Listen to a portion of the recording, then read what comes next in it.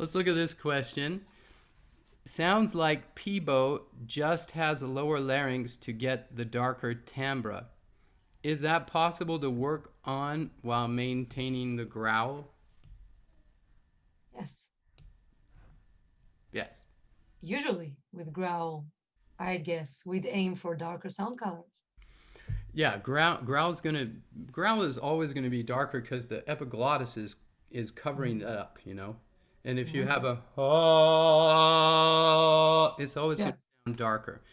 But I think yeah, you can work on your larynx position. Generally, you're gonna have a slightly higher larynx position when doing the effects. But Yeah, but it depends. if you get really skilled at it, Mhm. right, you're gonna have more flexibility. You can Yeah. still use effects, but I don't know. I think it's really hard for me to do a distortion with with a very low larynx position. You know, that's a If I go Yeah. it's it's possible, but it's It not. takes time and skill, but it is. I mean, if I go, oh, my larynx is pretty low. And if I grunt with a growl,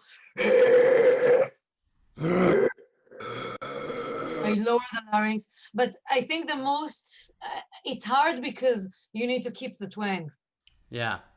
So if we talk about, and this is where we talk about sound colors Mm-hmm. with effects. So we have the 6 places of sound colors, and I have to maintain my twang, but still lower my larynx. And this is what most people are find to be difficult Yeah, it because is. we're like, yeah, we have to um, divide the elements. It is tricky because it kind of goes against nature.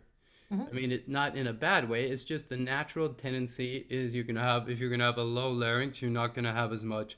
You're not gonna have as much twang. Most people do Mhm. this, but if Mhm. you turn up the twang, you still have the same position. Mhm. But it takes time. I mean, I noticed too. So I usually will coach singers and saying you can only lower the larynx. You can only using that spatial darkening Mhm. tool of lowering the larynx, you can only lower it as much as you can maintain the right setting, as much as Yeah. maintain that twang or Mhm. those. Otherwise, your sound's just going to be. It's really easy to demonstrate on an M, for example. If we Mhm. have with a smile, Mhm. you got a lot of the upper frequencies, and if you Mhm. add the bass, Ah, and you nice. lose the upper, then Mhm. you lost it. Then it'd be like ah, it's Yeah. not gonna work as important. You know, you need to find that balance. That Yeah. twang needs to be ringing, that pharyngeal narrowing, those acoustics, the right vowels. Yeah. Only But go it's a part of the training. yeah. I mean, what I do with singers that usually we want darker sound colors when we're talking about, metal music, um, at least modern metal music. So at some point they have to understand the twang is not a duck. It's not okay. Smile, high larynx, all that. Twang is a narrowing. It's just a narrowing. It's not a sound. And when we get that, I mean, when I do this, I sometimes think of like a speakerphone when I'm like very narrow here, but very big here. So here would be like my mouth, and this would be like my a vocal tract. So I go, "Whoa!" But I'm still like having a very narrow vocal tract. Here it's big. Yeah. So my image is like think of a speakerphone, Yeah. Mhm. I think you say megaphone. Megaphone, Megaphone. speakerphone, megaphone. I don't know. You have the the space up here, Hmm. but Yeah. inside the larynx that and the fat, Hmm. it still has to maintain that narrowing to give it the focus. And Yes, and it doesn't sound like a duck. right, no, it. I work a lot with singers on that. So if there's a trick I'll give to all the singers, if you just do work on your range of twang. So you say Mhm. man, man, and then you Man. say man. Now Mhm. connect them.